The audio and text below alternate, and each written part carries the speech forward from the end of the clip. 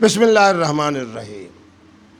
پچھلے کئی دنوں سے ہماری عدالت انصاف کے اندر جو مقدمات آ رہے ہیں، جو سوالات آ رہے ہیں، ان کے اندر سب سے اہم ترین مسئلہ یہ تھا کہ ہم دیکھتے ہیں کہ ہمارے زمانے کے اندر مارکیٹ کے اندر سائیکل موٹرز ہوں، اسی طرح گھریلو اشیاء ہوں، الیکٹرانک سے تعلق رکھنے والے آلات ہوں، اسی طرح مختلف تجارتی حوالے سے چیزیں قسطوں پر دی جاتی ہیں۔ میں سننے والوں کو خوشخبری سنانا چاہتا ہوں کہ جو قسطوں کا معاملہ ہو، ایک چیز نقد، مثلا یہ موبائل فون ہے جی 20,000 روپے کا ہے، اگر نقد ابھی پیسے دیے جائیں، لیکن ہم اس کی قسطیں بنا لیتے ہیں اور وہ طے کر لیتے ہیں 30,000 روپے۔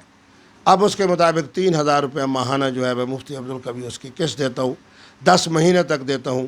یہ شرعی طور کے اوپر بالکل جائز ہے۔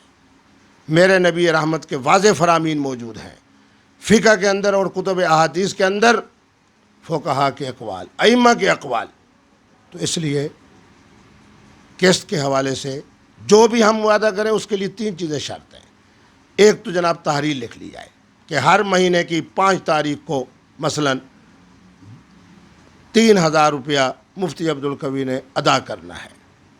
ہاں، اگر میں 3,000 روپیہ 5 تاریخ کو نہیں دے سکا، پھر میرے لیے حکم یہ ہے کہ میں ذرا مہلت دے دوں، 6 تاریخ تک، 7 تاریخ تک، 8 تاریخ تک، مزید رقم میں وصول نہ کروں۔ یہ بنیادی شرط ہے۔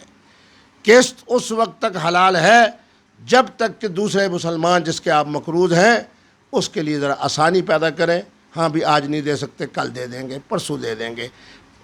لازم نہیں ہے اس آدمی کے لیے جو قسطیں وصول کر رہا ہے وہ کہے کہ جی اب آپ نے 3,000 روپے دینا تھا، 10 دن آپ لیٹ ہو گئے، اب آپ 300 مزید دے دیں، 400 مزید دے دیں۔ یہ شرعاً حرام ہوگا۔ قسط کی تجارت شرعاً جائز ہے، تحریر کر لی جائے، اور جو قسط کی تاریخ متعین کی جائے، اگر اس کے اندر تاخیر ہو جائے تو اس کے اوپر مزید پلنٹی نہ ڈالی جائے، تو شرعی طور پہ یہ تجارت جائز ہے۔